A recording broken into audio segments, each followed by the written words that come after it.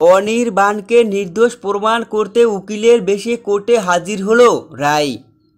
বিস্তারিত সম্পূর্ণ জানতে হলে ভিডিওটি না টেনে দেখতে থাকুন শেষ পর্যন্ত। রায়ের কাছ থেকে অনির্বাণকে দূরে সরিয়ে অনির্বাণের বাড়ি ব্যবসা সমস্ত কিছু বিক্রি করে বাইরে চলে যাওয়ার সিদ্ধান্ত নেয় নীলু। এর জন্যই দেখা যায় নীলু অনির্বাণের সাথে নোংরা খেলায় মেতেছে। মিথ্যে নোংরা খেলায় ষড়যন্ত্রের জালে অনির্বাণকে ফাঁসিয়ে রাইও অনির্বাণের সম্পর্ক ভেঙে দেয়।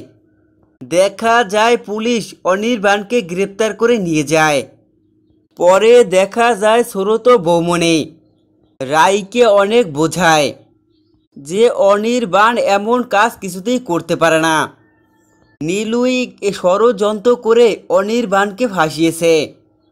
দেখা যায় ছোট বৌমনির কথা এমনকি নীলুর আচরণ দেখে এটা বুঝতে পারে নীলুই অনির্বাণকে ফাঁসিয়েছে।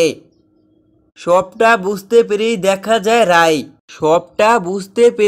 দেখা যায় তার স্বামী এমনকি তার ছেলের পিতা অনির্বাণকে জেল থেকে নির্দোষ প্রমাণ করে ছাড়িয়ে নিয়ে আসার জন্য উকিলের বেশে কোর্টে হাজির হয়।